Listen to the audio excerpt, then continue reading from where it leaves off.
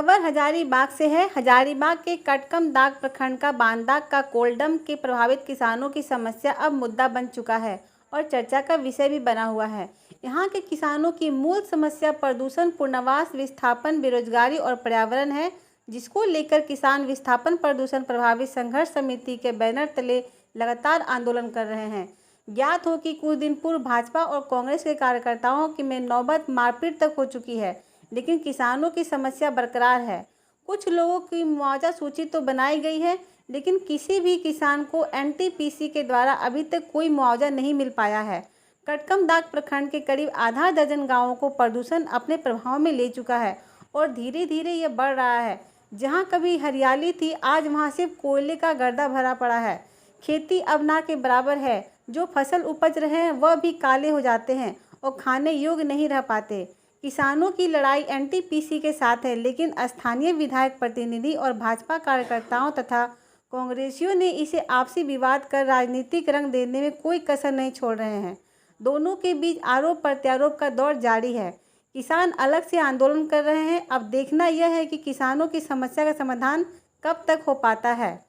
आइए जानते हैं हजारीबाग से भवेश की रिपोर्ट। कभी पूरा नहीं होगा तो मैं जानना चाहता हूं कि मुखिया का क्या कर्तव्य अधिकार है। यदि मुखिया या विधायक प्रतिनिधि हो या विधायक हो या वार्ड सदस्य हो, जो भी चुन करके जाते हैं तो उसका काम क्या है? उसका काम यही है कि जनता का भलाई करना, जनता की समस्याओं को आगे तक ले जाना, उनके अधिकार को दिलाना, ना कि उसका शोषण करना, ना कि अपना बिजनेस फैलाना। कुछ दबंग लोग और कुछ बिचौलिए लोग जो मुखिया उदय शौक पर आरोप लगा रहे हैं, वो तो सरासर गलत है। मुखिया जी एक पंचायत का प्रतिनिधि होने के नाते वो जनता की समस्या को देख रहे हैं और समस्या को आगे तक रख रहे हैं।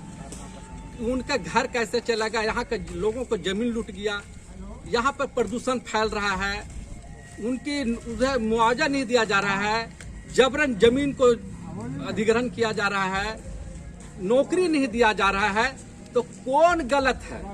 हजारीबाग का बानादाग अभी चर्चा का विषय बना हुआ है। वहाँ की समस्याएं अब मुद्दा बन करके दो राजनीतिक पार्टियों को आमने सामने में ला चुकी है। और समस्या क्या है? समस्या यहाँ है प्रदूषण की, विस्थापित की और पुनर्वास की। और जब ये तीन चीज़ें हैं तो निश्चित है कि बेरोजगारी की। यहाँ की मूल समस्या यही है, जिसको लेकर के भाजपा और कांग्रेस अब आमने सामने हैं। देखने वाली बात होगी कि अब इन किसानों को फायदा किस प्रकार से कौन दिला पाता है। ये लड़ाई एक्चुअली में एनटीपीसी के खिलाफ में है, लेकिन वहाँ के स्थानीय नेताओं ने इसे दो पक्षीय कार्रवाई करा करके रख दिया है। जब आप वहाँ के किसानों के खेतों को देखेंगे तो वहाँ 3 से 5 फीट तक उनके खेतों में कोल डस्ट जम चुके हैं, जिसके वजह से वहाँ पर खेती करना अब किसी भी हाल में मुनासिब नहीं है। वहाँ के किसान बेरोजगार हो चुके हैं, वहाँ के किसान भूखों मरने पर मजबूर हैं और एनटीपीसी वहाँ पर किसी भी प्रकार के मुआवजा का प्रावधान किए बगैर जितनी भूमि में उन्होंने अधिग्रहण किया हुआ है रेलवे के द्वारा, उतनी भूमि का भी मुआवजा आज तक पूरा नहीं मिल पाया है। और ना ही ये जो फसल उनके बर्बाद हो रहे हैं पिछले 6 साल से, उसके बदले में किसानों को किसी प्रकार का मुआवजा दिया जा रहा है और ना ही स्थानीय लोगों को नौकरी में वरीयता दी जा रही है। आने वाले समय में क्या रुख लेता है इन किसानों का आंदोलन? ऐसे तो किसान आंदोलनरत हैं, यह किसान और नेता अब क्या निर्णय लेते हैं और प्रशासनिक